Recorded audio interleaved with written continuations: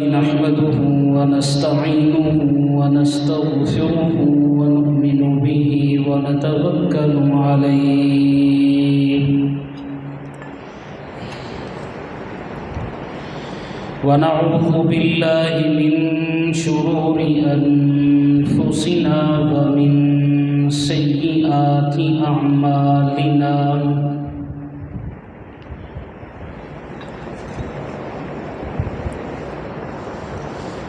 من يهده الله فلا مضل له ومن يضلله فلا هادي له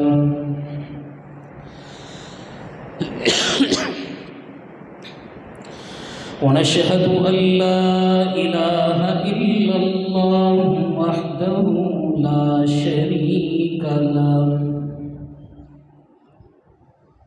ونشهد أن سيدنا ومولانا محمدا عبده ورسوله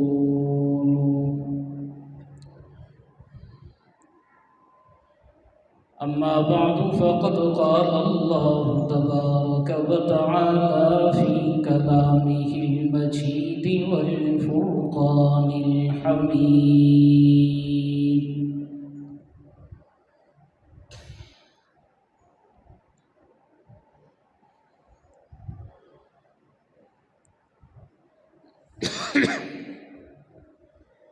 أعوذ بالله من الشيطان الرجيم بسم الله الرحمن الرحيم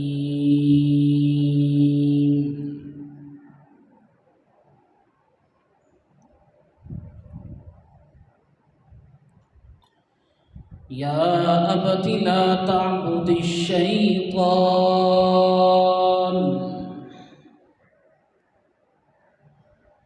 إن الشيطان كان للرحمن عصيا وقال الله تعالى في مقام آخر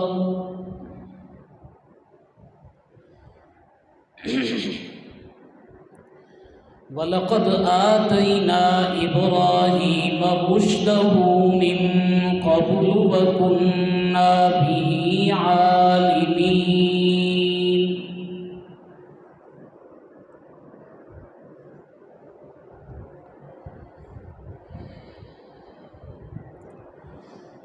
سبحان ربك رب العزة عما يصفون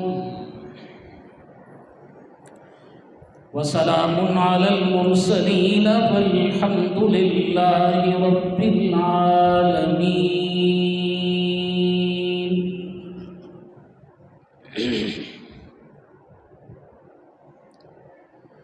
سامعین سے وقار گرامی قدر میرے دوستوں بزرگوں اور ساتھیوں،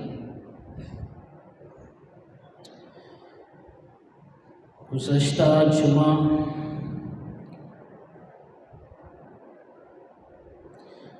آپ حضرات کے سامنے موحد اعظم معمار کعبہ ہمارے محبوب پیغمبر صلی اللہ علیہ وسلم کے جد امجد جناب سیدنا ابراہیم علیہ السلام کے فضائل و مناقب، آپ کے کردار اور اوصاف اور آپ کی زندگی میں آنے والے امتحانات کا ذکر خیر ہوا تھا۔ آج کی نشست بھی اسی عنوان کا تسلسل ہے۔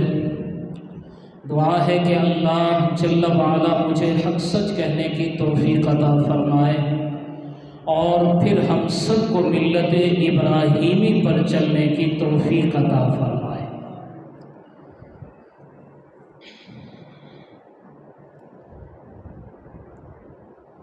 اللہ تبارک و تعالی نے ابراہیم علیہ السلام کو چند امتحانات سے گزارا۔ ابراہیم علیہ السلام ہر امتحان میں کامیاب ہوتے چلے گئے۔ وَإِذِ ابْتَلَىٰ إِبْرَاهِيمَ رَبُّهُ بِكَلِمَاتٍ فَأَتَمَّهُنَّ، تو اللہ تبارک و تعالی نے ابراہیم علیہ السلام کو امتحان میں کامیابی پر تمغہ عطا فرمایا، اعزاز عطا فرمایا، آپ کا اکرام فرمایا، آپ کو انعام دیا، فرمایا قال انی جاعلک للناس اماما، اے ابراہیم ہم نے آپ کو دنیا کی امامت عطا فرما دی، دنیا کی قیادت عطا فرما دی، دنیا کی سیادت عطا فرما دی۔ اے ابراہیم ہم نے آپ کو راہبر بنا دیا، رہنما بنا دیا، پیشوا اور مقتدا بنا دیا۔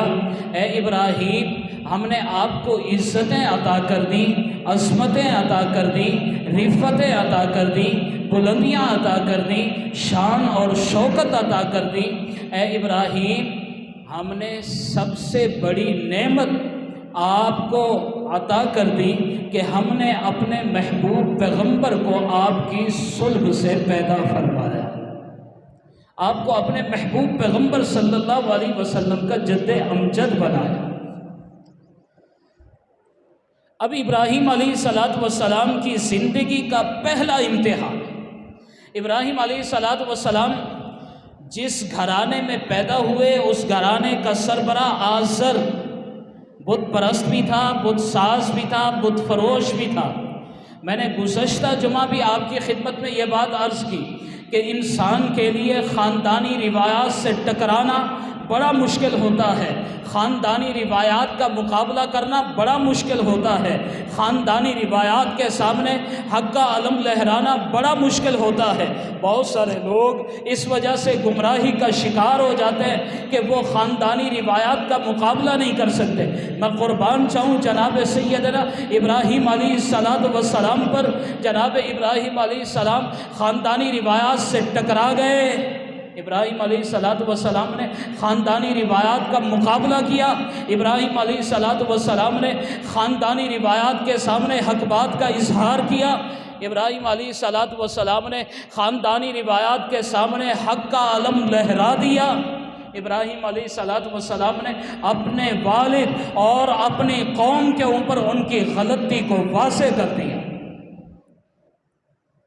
ابراہیم علیہ السلام نے اپنے والد سے بڑے شائستہ لہجے میں، نرم رویے میں، پیار اور محبت کے انداز میں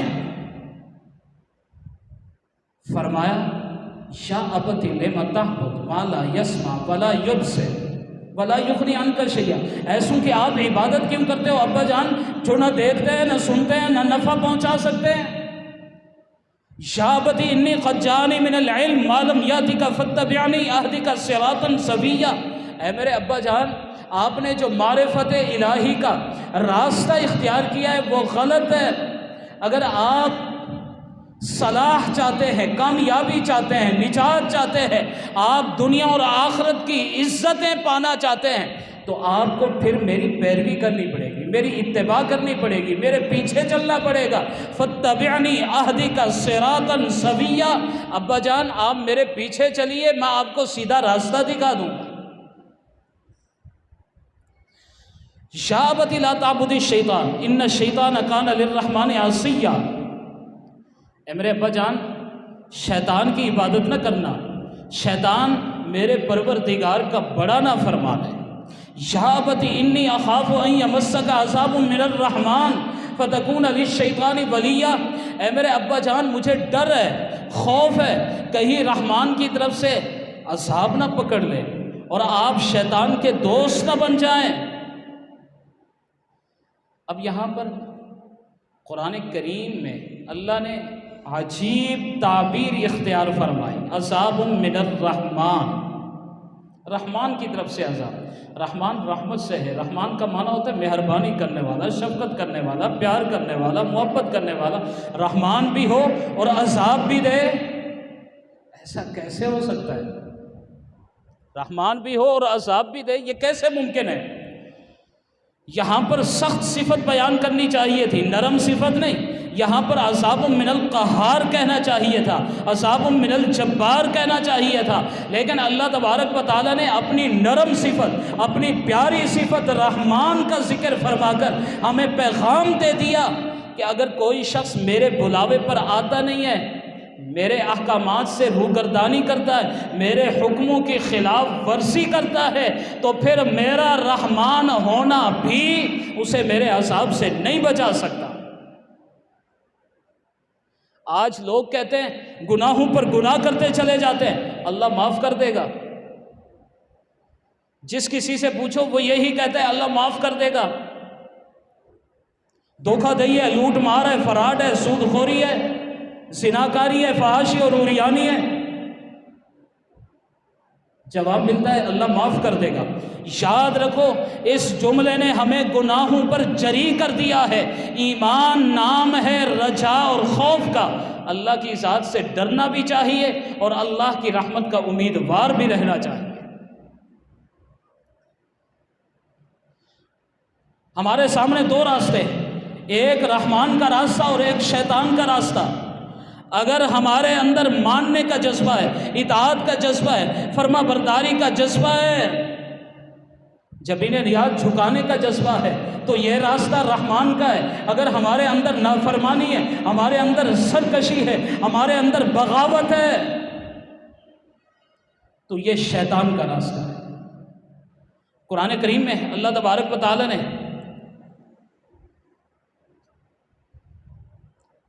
تذکرہ فرمایا اس بات کا، ملائکہ کو سجدے کا حکم ملتا ہے، تمام ملائکہ نے سجدہ کیا لیکن ابلیس نے سجدہ نہیں کیا۔ فسجدوا الا ابلیس لم یکن من الساجدین، وہ سجدہ کرنے والوں میں سے نہیں تھا۔ اللہ تبارک و تعالی نے اس سے پوچھا قال ما منعک اللہ تسجد اذ امرت، جب میں نے تجھے حکم دیا سجدہ کرنے سے کس چیز نے تجھے روکا؟ اس نے جواب میں کہا انا خیر من خلقتنی من نار و خلقتہ من طین، میں اس سے بہتر تھا، اس وجہ سے میں نے سجدہ نہیں کیا۔ مجھے آپ نے آگ سے پیدا کیا، آگ کے اندر بلندی ہے، اور اس کو مٹی سے پیدا کیا اور مٹی کے اندر پستی ہے، میں بلند ہو کر پس چیز کو سجدہ کیسے کر سکتا ہوں؟ اللہ کے سامنے لاجک بیان کی، نافرمانی کی، ڈٹ گیا۔ اللہ نے فرمایا فخرج منہا فإنک رجیم، نکل جا یہاں سے، تم مردود ہو گیا۔ وَإِنَّ عَلَيْكَ لَعْنَتِي إِلَىٰ يَوْمِ الدِّينِ، قیامت تلک تیرے اوپر اللہ کی لعنت برستی رہے گی۔ اور ایک راستہ جناب آدم علیہ السلام کا ہے۔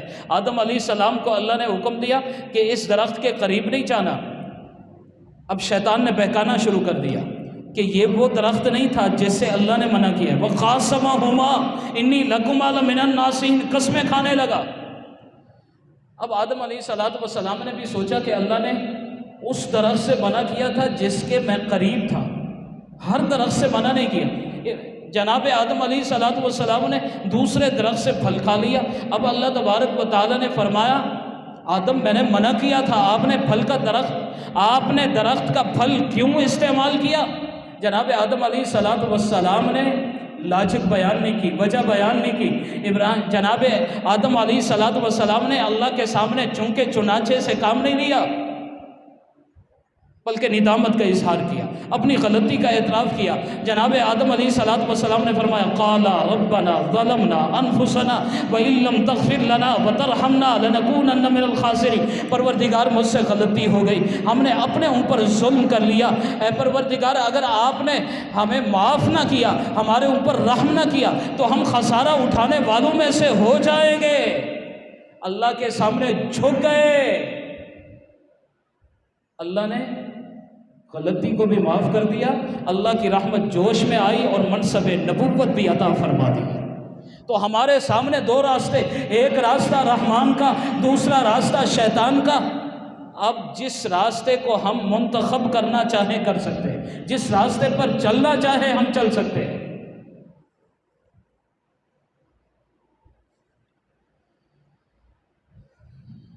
ابراہیم علیہ السلام نے جس وقت دیکھا کہ میرا والد آزر بت پرستی میں مبتلا ہے، شرک فوبیا میں مبتلا ہے،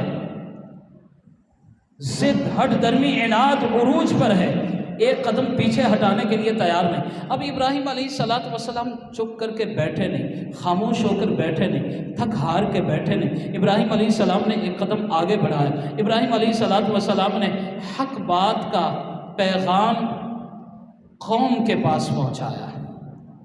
حق کی بات ابراہیم علیہ السلام نے عمائدین علاقہ کے پاس پہنچائی، سرداران قوم کے پاس پہنچائی۔ جناب ابراہیم علیہ السلام نے حق کا عالم سلطنت کے وزراء اور مشیران کے سامنے لہرایا، حق بات کا پرچار وقت کے بادشاہ کے سامنے کیا۔ خاموش ہو کر نہیں بیٹھے۔ وَلَقَدْ آتَيْنَا إِبْرَاهِيمَ رُشْدَهُ مِنْ قَبْلُ وَكُنَّا بِهِ عَالِمِينَ۔ اللہ تبارک و تعالیٰ فرماتے ہیں کہ ہم نے پہلے سے ابراہیم علیہ السلام کو رشد و ہدایت عطا فرما دی تھی، اور ہم ابراہیم کے معاملے کو جاننے والے تھے۔ ابراہیم علیہ السلام کو ابھی نبوت نہیں ملی تھی، لیکن اللہ نے شعور نبوت عطا فرما دیا تھا۔ ہاں، یہ شعور نبوت ہی تو تھا۔ ابراہیم علیہ السلام نے بچپن میں اپنی والدہ سے پوچھا، اے میری اماں جان، میرا خدا کون ہے؟ والدہ نے جواب دیا، میں آپ کا خدا ہوں، میں آپ کو کھلاتی ہوں، پلاتی ہوں، آپ کی ضروریات کا خیال رکھتی ہوں، میں آپ کا خدا ہوں۔ ابراہیم علیہ السلام نے فرمایا، آپ خدا نہیں ہو سکتی، اس لیے کہ آپ بھی میری طرح محتاج ہے، ضرورت مند ہے، میری طرح کھاتی ہیں، پیتی ہیں، چلتی ہیں، پھرتی ہیں، سوتی ہیں، جاگتی ہیں، اٹھتی ہیں، بیٹھتی ہیں، میری طرح ضرورت مند ہیں۔ جو ضرورت مند ہو، دوسروں کا محتاج ہو، وہ خدا نہیں ہوتا۔ یہ شعور نبوت بول رہا تھا، بچپن میں شعور نبوت بول رہا تھا۔ پھر جناب ابراہیم علیہ السلام نے والدہ سے پوچھا، اچھا آپ کا خدا کون ہے؟ بتلایا کہ میرا خدا وہ تیرا باپ آزر ہے، وہ میری ضروریات کا خیال رکھتا ہے، مجھے کھلاتا ہے، پلاتا ہے۔ فرمایا وہ بھی خدا نہیں ہو سکتا، وہ بھی تو دوسروں کا ضرورت مند ہے، وہ نمرود کا محتاج ہے، وہ خدا کیسے ہو سکتا ہے؟ اچھا یہ بتاؤ میرے والد آزر کا خدا کون ہے؟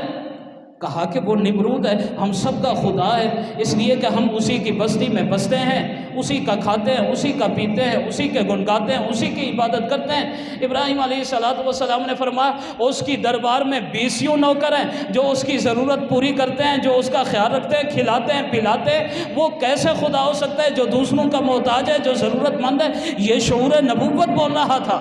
بچپن میں جناب ابراہیم علیہ السلام چمکتے ہوئے ستاروں کو دیکھتے، فلما جن علیہ اللیل رآ کوکبا قال ھذا ربی، فرماتے ہیں کہ یہ میرے رب ہے، لیکن جس وقت ستاروں کی چمک ماند پڑ جاتی ہے، فرمایا یہ بھی میرے رب نہیں ہو سکتے۔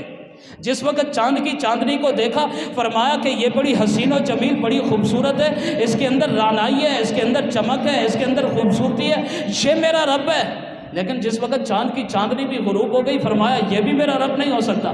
جس وقت سورج کو طلوع ہوتا دیکھا، ہر سو اس کی روشنی پھیلتی چلی گئی، فرمایا کہ اس کی روشنی زیادہ ہے، یہ میرا رب ہے۔ لیکن جس وقت سورج بھی ڈھلتا چلا گیا، سورج غروب ہو گیا، فرمایا یہ بھی میرا رب نہیں ہو سکتا۔ انی وجہت وجہی للذی فطر السماوات والارض حنیفا وما انا من المشرکین۔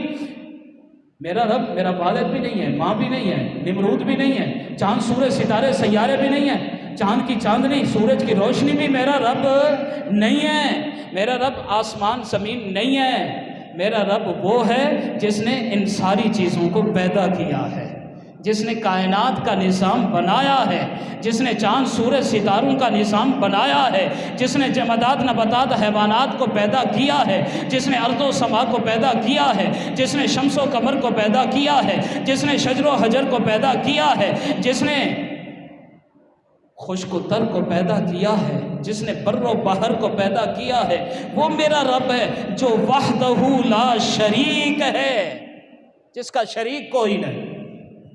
یہ شعور نبوت بول رہا تھا۔ جس وقت ابراہیم علیہ السلام کمال نبوت پہ پہنچے، قوم کا دروازہ کھٹکایا، اس قال لأبیہ وقومہ ما ھذہ التماثیل التی انتم لہا عاکفون۔ ابراہیم علیہ السلام نے جس وقت اپنے والد اور اپنے قوم سے کہا یہ مورتیاں کیا ہیں جن کے سامنے تم سر جھکا کے بیٹھے ہو؟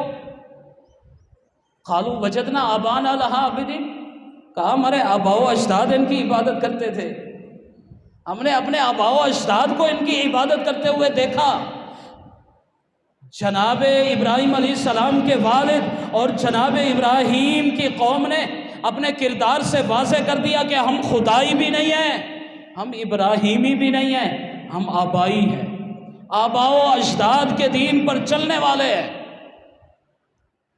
اب ابراہیم علیہ السلام نے جس وقت دیکھا کہ میرا والد اور میری قوم شرک فوبیا میں مبتلا ہے، ضد ہٹ درمی عناد عروج پر ہے، ایک قدم پیچھے ہٹانے کے لیے تیار نہیں، اب ابراہیم علیہ السلام کے رویے میں سختی آتی ہے، اب ابراہیم علیہ السلام کے لہجے میں کرختگی آتی ہے، اب ابراہیم علیہ السلام نے کڑوی اور کسیلی زبان میں کہا، قال لقد کنتم انتم آباؤکم فی ضلال مبین، بلا شبہ تم بھی اور تمہارے آباء و اجداد بھی واضح کھلی گمراہی کے اندر ہیں، کھلی گمراہی کے اندر ہیں۔ اس سے قبل ابراہیم علیہ السلام نے اپنے والد آزر سے کہا، تتخذوا اصناما آلہا، ہاتھوں سے بت بناتے ہو پھر انہی کو اپنا معبود بنا لیتے ہو، انی اراک و قومک فی ضلال مبین، میں آپ کو بھی اور آپ کی قوم کو بھی واضح گمراہی کے اندر دیکھ رہا ہوں۔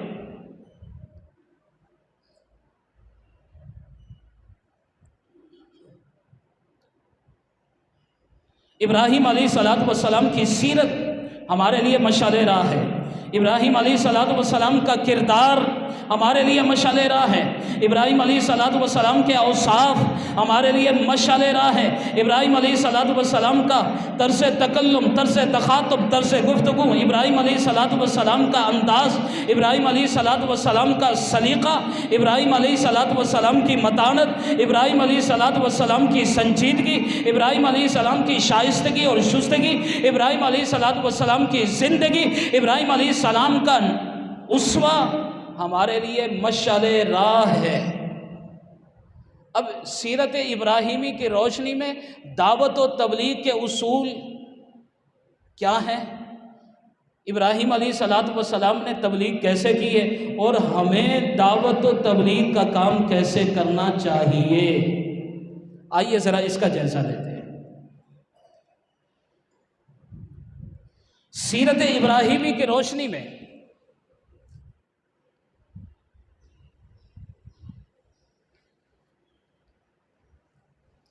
دعوت و تبلیغ کا پہلا اصول یہ ہے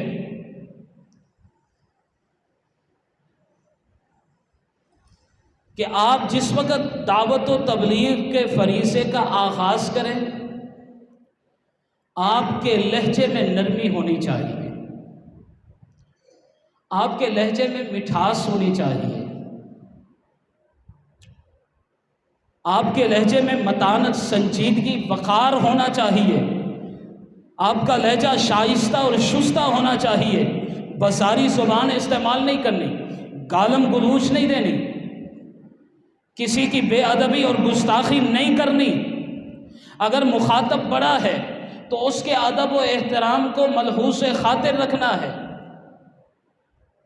اس کے عہدے کا خیال رکھنا ہے، اس کے منصب کا خیال رکھنا ہے، اس کی بڑائی کا خیال رکھنا ہے، بے ادبی اور گستاخی نہیں کرنی۔ اب ابراہیم علیہ السلام کو دیکھیے، والد بت پرست ہے، شرک فوبیا میں مبتلا ہے، لیکن ابراہیم علیہ السلام نے فرمایا، یا ابتی لم تعبد ما لا يسمع ولا يبصر، یا ابتی انی قد جاءنی من العلم ما لم یأتی، یا ابتی لا تعبد الشیطان، یا ابتی انی اخاف ان یمسک عذاب من الرحمن۔ اے میرے ابا جان، اے میرے ابا جان، اے میرے ابا جان، اے میرے ابا جان۔ اب اس جملے میں اپنائیت ہے، اس جملے میں مٹھاس ہے، اس جملے میں حسن و جمال ہے، اس میں خوبصورتی ہے، اس میں اپنائیت ہے، اس میں پدرانہ عقیدت کا اظہار ہے۔ اے میرے ابا جان، اے میرے ابا جان، بے ادبی نہیں کی، گستاخی نہیں کی۔ تو دعوت و تبلیغ کا پہلا اصول یہ ہے کہ ہمیں اپنے رویوں پر نظر ثانی کرنی ہوگی، اپنے رویوں کو درست کرنا ہوگا، اپنے لہجے میں متانت اور سنجیدگی لانی ہوگی، اور شائستہ اور شستہ لہجے میں دعوت و تبلیغ کا فریضہ سر انجام دینا ہوگا۔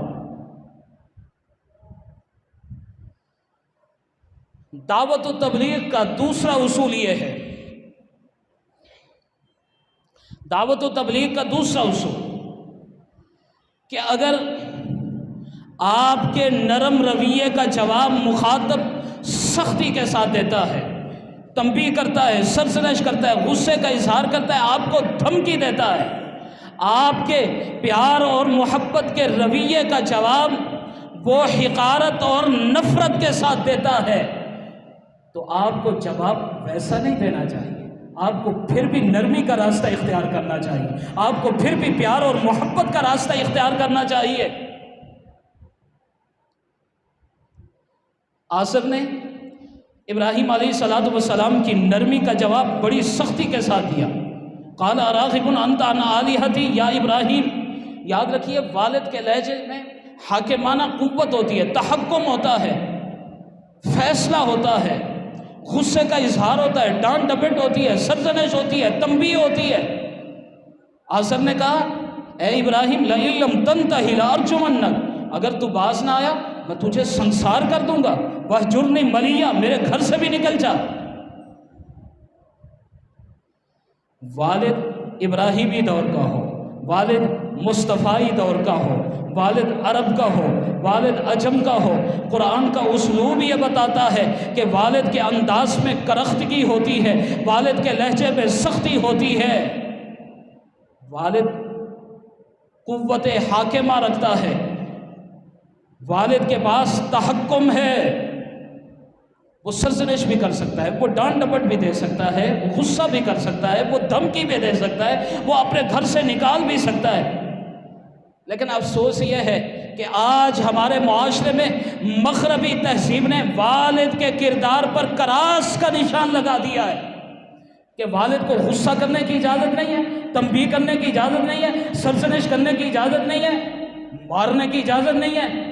والد اگر تنبیہ کرتا ہے، سرزنش کرتا ہے، اولاد بے ادبی کرتی ہے، گستاخی کرتی ہے، یہ مغربی تہذیب کا ایجنڈا ہے۔ ابراہیم علیہ السلام پر قربان جاؤ، ابراہیم علیہ السلام نے والد کی کرختگی کا جواب، والد کی سختی کا جواب بھی پیار اور محبت کے ساتھ دیا ہے، حقارت اور نفرت کا جواب بھی پیار اور محبت کے ساتھ دیا ہے۔ ابراہیم علیہ السلام نے جواب میں کہا سلام علیک، ابا جان آپ پر سلامتی ہو، ابا جان آپ پر سلامتی ہو، ساستغفر لک ربی، میں آپ کے لیے اپنے پروردگار سے مغفرت کی دعائیں مانگوں گا، انہ کان بی حفیہ، وہ میرے اوپر بڑا مہربان ہے۔ تو دعوت و تبلیغ کا دوسرا اصول یہ کہ اگر مخاطب سختی کے ساتھ پیش آتا ہے تو ہمیں اس کے جواب میں سختی کے ساتھ نہیں بلکہ نرمی کے ساتھ پیش آنا چاہیے۔ دعوت و تبلیغ کا تیسرا اصول یہ ہے کہ دعوت و تبلیغ کے فریضے کا آغاز اپنی ذات سے کرنا چاہیے، اپنے گھر سے کرنا چاہیے، گھر کی چار دیواری سے کرنا چاہیے، گھر کے آنگن سے کرنا چاہیے، گھر کی دہلیز سے کرنا چاہیے، گھر کے ماحول سے کرنا چاہیے، گھر کے افراد سے کرنا چاہیے۔ اور اللہ تبارک و تعالیٰ نے حضور اکرم صلی اللہ علیہ وسلم کو بھی یہی حکم دیا وَأَنذِرْ عَشِيرَتَكَ الْأَقْرَبِينَ، اے محبوب پیغمبر اپنے قریبی رشتہ داروں کو ڈرائیے، قریبی رشتہ داروں کو ڈرائیے۔ سیرت ابراہیمی کی روشنی میں دعوت و تبلیغ کا اصول ہمیں یہ نظر آتا ہے، پہلے خیشاں پھر درویشاں، پہلے اپنی ذات پھر دوسروں کی ذات، پہلے اپنا گھر پھر دوسروں کا گھر۔ ہمیں اپنے آپ کو نظر انداز نہیں کرنا چاہیے، اپنے آپ کو نہیں بھولنا چاہیے۔ یاد رکھیے اگر میں گناہوں کی دلدل میں پھنسا ہوا ہوں، میرا کردار درست نہیں، میرے اخلاق درست نہیں، میرے رویے درست نہیں، میرے کریکٹر سے تعفن اٹھ رہا ہے، میں سود خوری کا ارتکاب کرتا ہوں، میں زناکاری کا ارتکاب کرتا ہوں، میں شراب نوشی کا ارتکاب کرتا ہوں، میں فحاشی اور عریانی کا ارتکاب کرتا ہوں، اگر میں لوٹ مار کرتا ہوں، دھوکہ دہی کرتا ہوں، فراڈ کرتا ہوں، ناپ تول میں کمی کرتا ہوں، جھوٹ بولتا ہوں، غیبت کرتا ہوں، دوسروں کی عزت نفس کو مجروح کرتا ہوں، دوسروں کے حقوق پر ڈاکہ ڈالتا ہوں، دوسروں کو تکلیف پہنچاتا ہوں، میں نماز نہیں پڑھتا، میں زکوٰۃ کی رقم دبا کے بیٹھا ہوں، میں روزے نہیں رکھتا، میں حج کا فریضہ دبا کے بیٹھا ہوں، پھر یاد رکھیے میں دوسروں کو حق کا راستہ بھی نہیں دکھا سکتا، میری بات میں تاثیر بھی نہیں ہوگی، میری گفتگو لوگوں کو نیکی کی طرف نہیں راغب کر سکے گی، اور میں خود اس وعید کا بھی مستحق بن جاؤں گا۔ اللہ فرماتے ہیں یا ایھا الذین آمنوا لم تقولون ما لا تفعلون، اے ایمان والو ایسی بات کہتے کیوں ہو جو تم خود کر نہیں سکتے؟ تو سب سے پہلے اپنی ذات سے آغاز کرنا چاہیے، دعوت و تبلیغ کا فریضہ اپنی ذات سے شروع کرنا چاہیے، اپنے گھر سے شروع کرنا چاہیے، گھر کے ماحول سے شروع کرنا چاہیے۔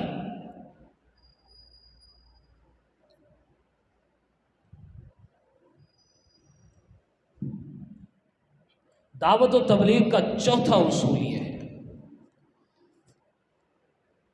کہ جہاں پر ہم نے حق بات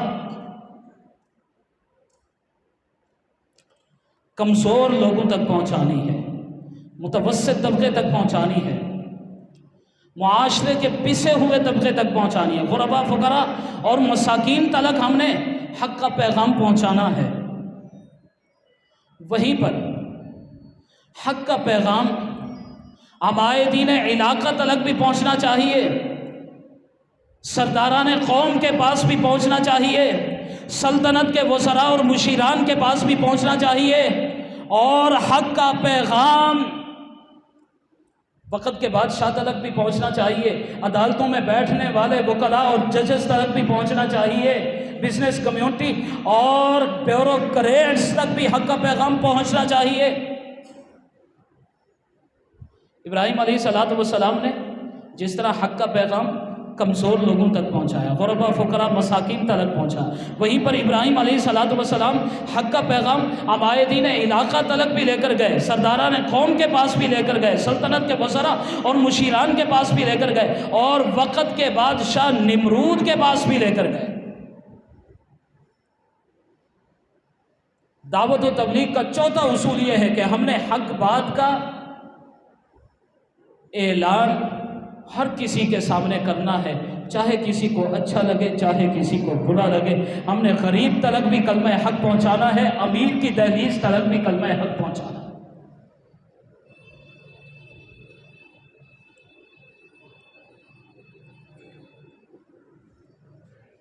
دعوت و تبلیغ کا پانچواں اصول، یہ بڑا اہم اصول ہے۔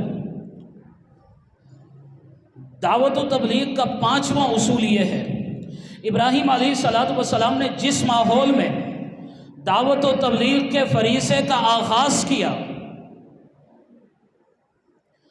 وہ ماحول ابراہیم علیہ السلام کے مخالف تھا، گھر کا ماحول ابراہیم علیہ السلام کے مخالف، باہر کا ماحول ابراہیم علیہ السلام کے مخالف، قوم برادری عزیز و اقارب کا ماحول ابراہیم علیہ السلام کے مخالف، سلطنت اور ریاست کا ماحول ابراہیم علیہ السلام کے مخالف۔ ابراہیم علیہ السلام خاموش ہو کر بیٹھے نہیں، ابراہیم علیہ السلام تھک ہار کے بیٹھے نہیں، ابراہیم علیہ السلام نے حالات کے سازگار ہونے کا انتظار نہیں کیا، حالات کے موافق ہونے کا انتظار نہیں کیا۔ ابراہیم علیہ السلام سلطنت سے ٹکرا گئے، ابراہیم علیہ السلام حق بات کا اظہار کر گئے، ابراہیم علیہ السلام نے ہر لحظہ، ہر آن، ہر گھڑی، ہر ساتھ حق بات کا پرچار کیا ہے۔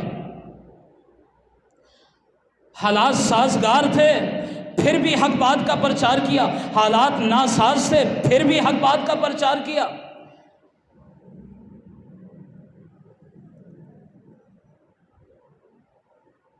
ابراہیم علیہ السلام کے علاوہ جتنا انبیاء علیہ السلام اس دھرتی پر تشریف لائے، حالات کسی کے لیے سازگار نہیں رہے۔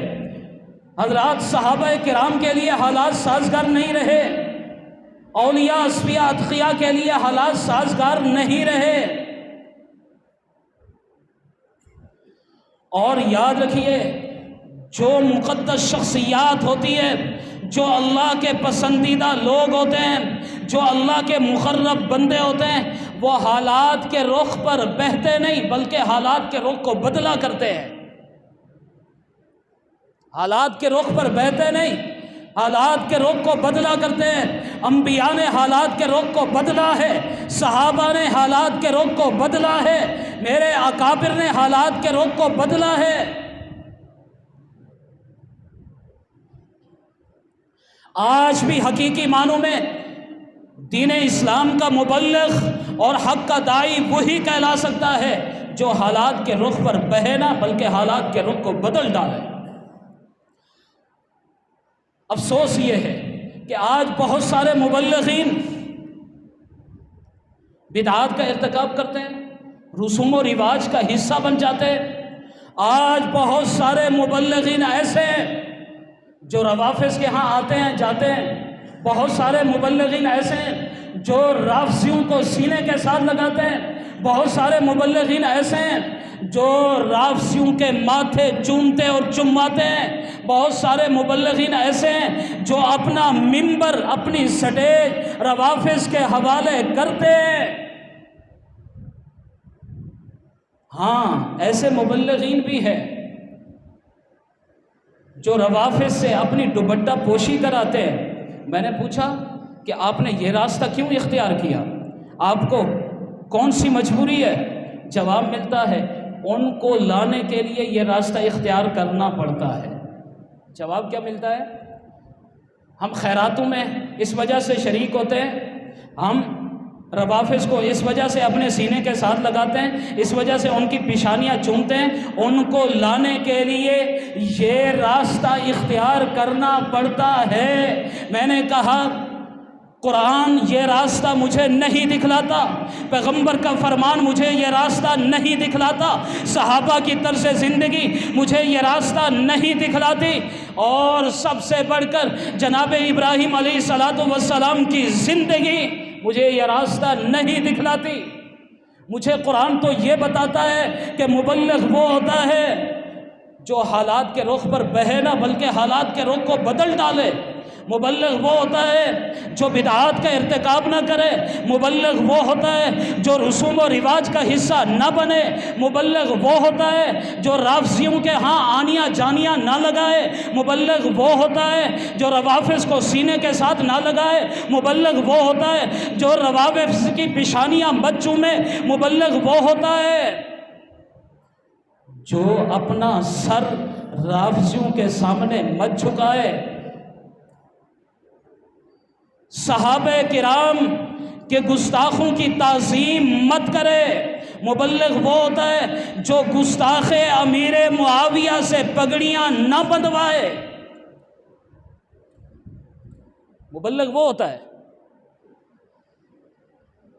ہاں مبلغ وہ ہے جو حق بات کرتا ہے پھر ڈٹ جاتا ہے، مبلغ وہ ہے جو جان پر کھیل کر حق بات کا اظہار کرتا ہے، مبلغ وہ ہے جو اپنی گردن کٹاتا ہے، حق بات کا اظہار کرتا ہے، مبلغ وہ ہے اپنے جسم کے ٹکڑے کراتا ہے، حق بات کا اظہار کرتا ہے، مبلغ وہ ہے جو ہاتھوں میں ہتھکڑیاں پاؤں میں بیڑیاں پہنتا ہے، حق بات کا اظہار کرتا ہے، مبلغ وہ ہے جو جیل کی سلاخوں کو چومتا ہے، حق بات کا اظہار کرتا ہے۔ ہاں مبلغ وہ ہے جو کٹ جاتا ہے، جو مر جاتا ہے، جو بچے یتیم کرا جاتا ہے، جس کی بیویوں کے سہاگ اجڑ جاتے ہیں، وہ تب بھی حق بات کا اظہار کرتا ہے، جو حالات کے رخ پر بہتا نہیں ہے، حالات کے رخ کو بدل دیا کرتا ہے، جو ظلم کا سامنا کرتا ہے، جبر کا سامنا کرتا ہے، استبداد کا سامنا کرتا ہے، لیکن کلمہ حق سے انحراف نہیں کرتا، جو حق بات کو چھپا لے وہ مبلغ نہیں ہوتا۔ آج کے دور میں ایک بات بڑی شد و مت کے ساتھ کی جاتی ہے،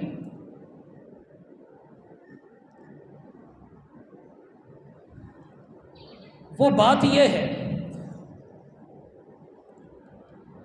آج ہمیں یہ کہا جاتا ہے کہ آپ کو مثبت رویہ اپنانا چاہیے، مصلحت سے کام لینا چاہیے، رواداری اختیار کرنی چاہیے۔ میرا سوال یہ ہے کہ مصلحت پسندی کس چیز کا نام ہے؟ رواداری کس بلا کا نام ہے؟ مثبت رویے کیسے ہوتے ہیں؟ مجھے جواب ملتا ہے کہ حق بات کا اظہار نہیں کرنا، چیز کی حقیقت کو کھولنا نہیں ہے، بات کو گول کر کے عوام کے سامنے پیش کر دو، حقیقت کو توڑ مروڑ کر عوام کے سامنے پیش کر دو، یہ مصلحت پسندی ہے، یہ رواداری ہے۔ ایک بستی ایسی ہے جو قبر پرستی کے جرم میں مبتلا ہے، جہاں پر نظر نیاز اور چڑھاووں کا کلچر عام ہے، وہاں پر مبلغ جاتا ہے، علماء کی فضیلت بیان کرتا ہے، وہاں پر مبلغ جاتا ہے، جنت اور جہنم کے نقشے دکھلاتا ہے۔ لوگ کہتے ہیں مولوی صاحب نے بڑا اچھا بیان کیا ہے، شرارت کی بات اس نے نہیں کی۔ یاد رکھیے، ایسا مولوی مبلغ کہلانے کا حقدار نہیں ہے، یہ دین اسلام کا باغی ہے۔ اس نے جو لہجہ اختیار کیا، جو طریقہ اختیار کیا، یہ طریقہ روح توحید کے بھی خلاف ہے اور روح تبلیغ کے بھی خلاف ہے۔ اس کی شرعی ذمہ داری یہ تھی کہ وہاں پر قرآن و سنت کی روشنی میں قبر پرستی کی حرمت کو واضح کرتا، اور جو جبین نیاز اغیار کے سامنے جھکی ہے ان کو وہاں سے اٹھا کر پروردگار کے سامنے جھکا دیتا۔ اس کی ذمہ داری یہ تھی۔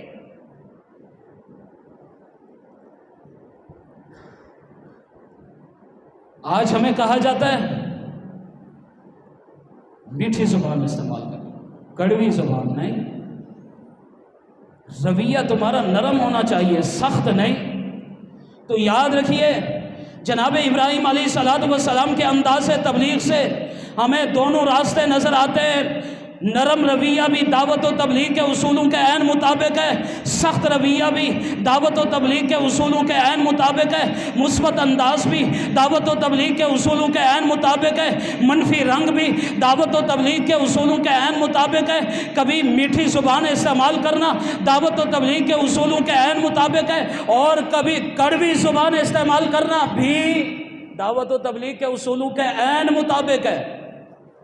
ابراہیم علیہ السلام نے جہاں پر یا ابتی یا ابتی یا ابتی یا ابتی کی گردان پڑی ہے، جس میں اپنائیت ہے، جس میں مٹھاس ہے، جس میں حسن و جمال ہے، جس میں خوبصورتی ہے، جس میں پدرانہ عقیدت کا اظہار ہے، وہیں پر ابراہیم علیہ السلام نے اپنے والد اور اپنی قوم کو خطاب کر کے کہا انی اراک و قومک فی ضلال مبین، میں آپ کو بھی اور آپ کی قوم کو بھی واضح گمراہی کے اندر دیکھتا ہوں۔ ابراہیم علیہ السلام نے فرمایا لقد کنتم انتم وآباؤکم فی ضلال مبین۔ اگر کوئی یہاں پر عربی گرامر جاننے والا بیٹھا ہے تو میں اس کی خدمت میں عرض کرنے لگا ہوں، یہاں پر لام بھی تاکید کا ہے، قد بھی تاکید کا ہے، یہاں پر کنتم بھی تاکید کا ہے، انتم بھی تاکید کا ہے، یہاں پر آباؤکم کے اندر ضمیر بھی تاکید کی ہے۔ اتنی ساری تاکیدات لا کر بات کو مؤکد کر کے، مضبوط کر کے، مستحکم کر کے ابراہیم علیہ السلام فرما رہے ہیں کہ تم بھی اور تمہارے آباء و اجداد بھی واضح گمراہی کے اندر ہیں۔ آج کہا جاتا ہے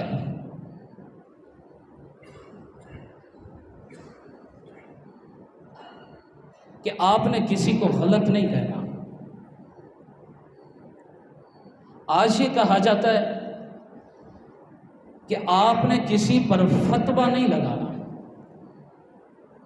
مجھے بتاؤ کہ ابراہیم علیہ السلام یہ جو فرما رہے ہیں انی اراک و قومک فی ضلال مبین، ابا جان آپ کو بھی آپ کی قوم کو بھی واضح گمراہی کے اندر دیکھ رہا ہوں، یہ فتویٰ نہیں ہے تو اور کیا ہے؟ قال لقد کنتم انتم وآباؤکم فی ضلال مبین، یہ فتویٰ نہیں ہے تو اور کیا ہے؟ جو لوگ یہ کہتے ہیں کہ غلط کو غلط نہیں کہنا چاہیے، میں انہیں ہاتھ جوڑ کر کہنے لگا ہوں کہ مجھے یہ بات جناب سیدنا ابراہیم علیہ الصلوۃ والسلام کی زندگی میں نظر نہیں آتی۔ ابراہیم علیہ الصلوۃ والسلام نے حق کو حق کہا ہے، ابراہیم علیہ السلام نے باطل کو باطل کہا ہے، ابراہیم علیہ الصلوۃ والسلام نے صحیح کو صحیح کہا ہے اور غلط کو غلط کہا ہے۔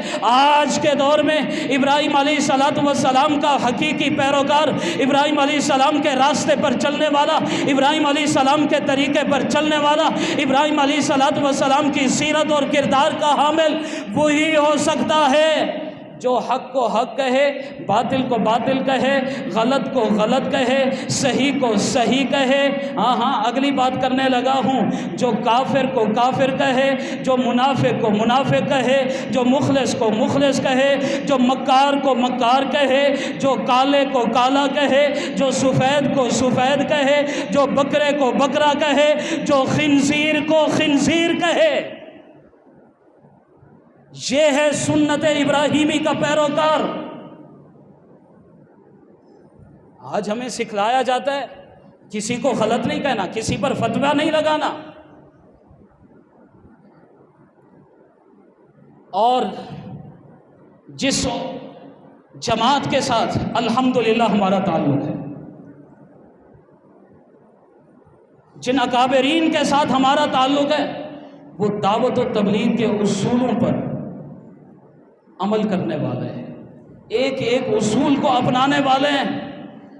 میرے سامنے مثبت رویے بھی ہیں، میرے سامنے منفی رنگ بھی ہیں، میرے سامنے میٹھی زبان بھی ہے، میرے سامنے کڑوی زبان بھی ہے، میرے سامنے نرم رویے بھی ہیں، اور میرے سامنے سخت لہجے بھی ہیں۔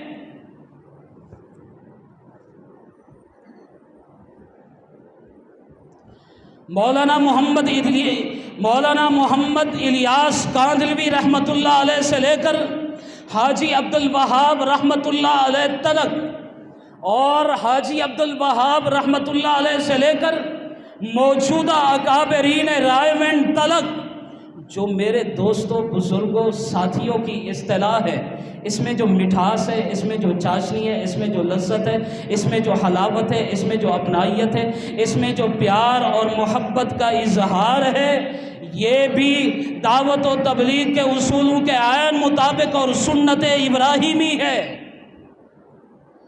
اور مولانا عبد الشکور فاروقی لکھنوی سے لے کر مولانا نور الحسن شاہ بخاری تلک، مولانا نور الحسن شاہ بخاری سے لے کر مولانا دوست محمد قریشی تلک، مولانا دوست محمد قریشی سے لے کر مولانا عبد الستار توسوی تلک، جنہوں نے حق کو حق کہا ہے، جنہوں نے باطل کو باطل کہا ہے، جنہوں نے غلط کو غلط کہا ہے، جنہوں نے صحیح کو صحیح کہا ہے، جنہوں نے کالے کو کالا کہا ہے، جنہوں نے سفید کو سفید کہا ہے، جنہوں نے بکرے کو بکرا کہا، جنہوں نے خنزیر کو خنزیر کہا ہے، جنہوں نے منافق کو منافق کہا، جنہوں نے مومن کو مومن کہا، جنہوں نے کافر کو کافر کہا، لیکن انداز نرم اپنایا ہے۔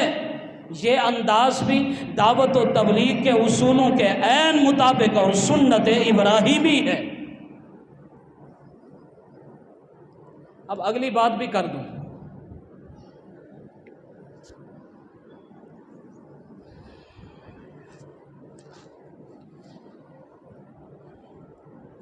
پھر ایسا ہوتا ہے چشم فلک ایک اور منظر بھی دیکھتا ہے، پھر جھنگ سے ایک مرد قلندر اٹھتا ہے، اس مرد قلندر سے لے کر خیر پور میرس کی دھرتی میں سوئے ہوئے بدل حریت اور شیر اسلام تلک، جن کے لہجے میں کرختگی ہے، جن کے لہجے میں سختی ہے، جن کی زبان میں کڑواہٹ ہے، اور کڑواہٹ آنی بھی چاہیے تھی، اس لیے کہ انہوں نے اپنے دور میں اماں عائشہ صدیقہ پر تہمتیں لگتی ہوئی دیکھی تو زبان میں مٹھاس نہیں آ سکتی تھی، صحابہ کرام کی گستاخی دیکھی، زبان میں مٹھاس نہیں آ سکتی تھی، چنانچہ انہوں نے سخت رویہ اپنایا، چنانچہ انہوں نے سخت لہجہ اپنایا، چنانچہ انہوں نے سخت زبان استعمال کرنا شروع کی، اور پھر کیا ہوا کہ انہوں نے گلی کوچے چوراہے کے اندر حق بات کا اظہار کیا، گستاخان صحابہ کا تعاقب کیا، پھر انہوں نے گستاخان صحابہ کے دجل کو آشکارا کیا، پھر انہوں نے ابو بکر و عمر، عثمان و علی، امیر معاویہ، اماں عائشہ صدیقہ کے گستاخوں کے کفر کو ننگا کرنا شروع کیا۔ پھر کیا تھا؟ پھر انہوں نے واضح کر دیا کہ کھرا کون ہے، کھوٹا کون ہے، سچا کون ہے، جھوٹا کون ہے، منافق کون ہے، مومن کون ہے، مخلص کون ہے، مکار کون ہے، باتوں کا کھلاڑی کون ہے، کردار کا غازی کون ہے۔ پھر انہوں نے واضح کر دیا کہ زبانی کلامی تاج محل تعمیر کرنے والا کون ہے اور اللہ کے راستے میں قربانیاں پیش کرنے والا کون ہے۔ پھر انہوں نے اپنے جسم کٹوا دیے، اپنی گردنیں کٹوا دی، اپنے جسم چھلنی کرا دیے، اپنے بچے یتیم کرا دیے، اپنی بیویاں بیوہ کرا دی۔ وہ خاموشی سے بیٹھے نہیں، وہ آگے بڑھتے رہے، وہ صحابہ کرام کے در کی چوکیداری کرتے رہے، وہ صحابہ کرام اہل بیت عظام کے تقدس کی حفاظت کرتے رہے، وہ ابو بکر و عمر کے در کی غلامی کرتے رہے، وہ آگے بڑھتے رہے، وہ کفر کو ننگا کرتے رہے۔ ان کے لہجے میں کرختگی آئی تو اپنوں پہ بھی کہنا شروع کر دیا کہ یہ دعوت و تبلیغ کے اصولوں سے ہٹے ہوئے لوگ ہیں، ان کے لہجے میں سختی ہے، ان کا طریقہ دعوت و تبلیغ کے اصولوں کے مطابق نہیں۔ میں انہیں کہنا چاہتا ہوں کہ خدا کی قسم اٹھا کر میں کہتا ہوں، میں اس منبر کے اوپر بیٹھ کر حق بات کا اظہار کرنا چاہتا ہوں کہ آپ ابراہیم علیہ السلام کی سیرت کو اٹھائیے، ابراہیم علیہ السلام کی زندگی کو پڑھیے، ابراہیم علیہ السلام کی جہاں پر میٹھی زبان آپ دیکھتے ہیں وہاں پر ابراہیم علیہ السلام کی زبان کی کڑواہٹ کو دیکھیے، جہاں پر ابراہیم علیہ السلام کے نرم رویوں کو دیکھتے ہیں وہاں پر ابراہیم علیہ السلام کے سخت لہجوں کو دیکھیے۔ آپ خود فیصلہ کریں گے کہ صحابہ کے جانثاروں نے جو راستہ اختیار کیا ہے، جو طریقہ اختیار کیا ہے، ان کے افکار بھی، ان کے خیالات بھی، ان کی سوچ بھی، ان کی فکر بھی دعوت و تبلیغ کے اصولوں کے عین مطابق اور سنت ابراہیمی ہے۔ یہ بھی دعوت و تبلیغ کے اصولوں سے ہٹے ہوئے نہیں ہیں، یہ بھی دعوت و تبلیغ کے اصولوں پر چلنے والے ہیں۔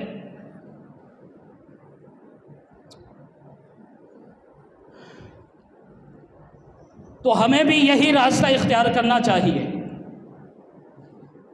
یہی طریقہ اختیار کرنا چاہیے۔ اگر کوئی شخص میرے پیغمبر کی گستاخی کرے، صحابہ کی گستاخی کرے، پھر لہجے میں نرمی نہیں، پھر لہجے میں نرمی نہیں، پھر سختی ہونی چاہیے۔ کوئی میری ماں کے اوپر تہمت لگائے، اماں عائشہ صدیقہ کے اوپر تہمت لگائے،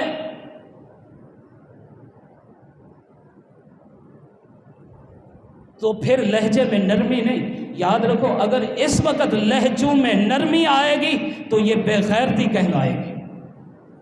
یہ کیا کہلائے گی؟ بے غیرتی کہلائے گی۔ یہاں پر ڈٹ جانا، یہاں پر کھڑا ہو جانا، یہاں پر جواب دینا، یہاں پر اپنی ماں کا تحفظ کرنا، یہاں پر مقدس شخصیات کے لیے قربانیاں پیش کرنا، یہ پھر دعوت و تبلیغ کے اصولوں کے عین مطابق ہے۔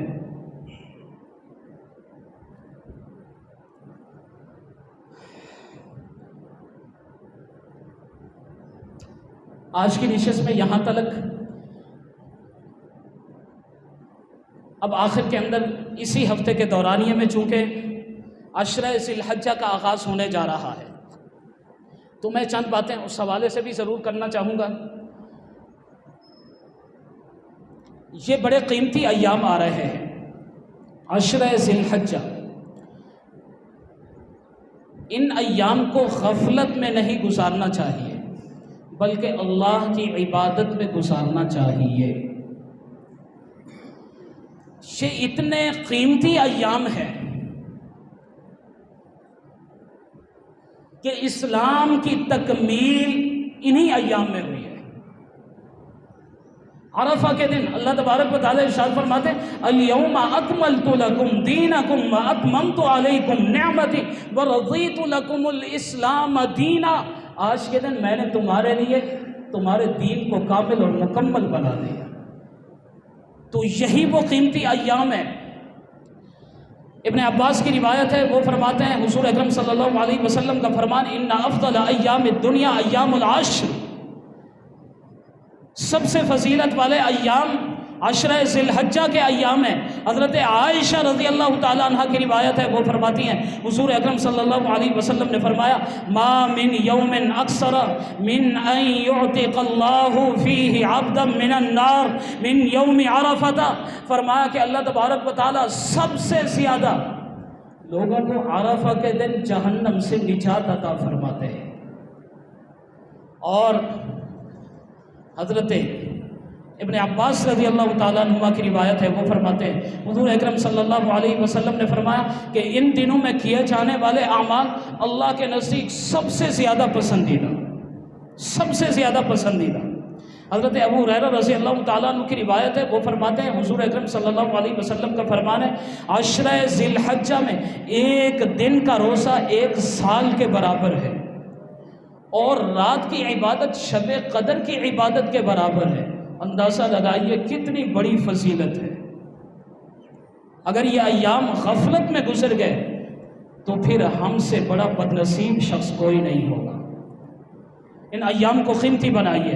حضرت ابن عباس رضی اللہ تعالیٰ عنہما فرماتے ہیں کہ صحابہ کرام ان ایام میں عبادت کیا کرتے تھے، کثرت سے عبادت کیا کرتے تھے، اور صحابہ کرام یہ فرمایا کرتے تھے کہ عشرہ ذی الحجہ کا ایک دن 1000 دن کے برابر ہے، اور عرفہ کا دن 10,000 دنوں کے برابر ہے۔ حضرت قتادہ کی روایت مسلم شریف کی روایت ہے، وہ فرماتے ہیں حضور اکرم صلی اللہ علیہ وسلم نے فرمایا کہ عرفہ کا روزہ ایک سال آئندہ کے لیے اور ایک سال گزشتہ کے لیے کفارہ بن جاتا ہے۔ اللہ تبارک و تعالیٰ ایک روزے کی وجہ سے ایک سال آئندہ اور ایک سال گزشتہ کے صغیرہ گناہوں کو معاف فرما دیتے ہیں۔ یہ بہت بڑی فضیلت ہے، اور ایک مستحب عمل بھی ہے۔ حضرت ام سلمہ رضی اللہ تعالیٰ عنہ کی روایت ہے، وہ فرماتی ہے حضور اکرم صلی اللہ علیہ وسلم نے فرمایا کہ جو شخص ذی الحجہ کا چاند دیکھے اور قربانی کا ارادہ بھی ہو تو اسے چاہیے کہ اپنے بال اور ناخن نہ کاٹے۔ یہ مستحب عمل ہے، ایسا کرنے پر ثواب ملتا ہے۔ اللہ میرا آپ کا حامی و ناصر، وآخر دعوانا ان الحمد للہ رب العالمین۔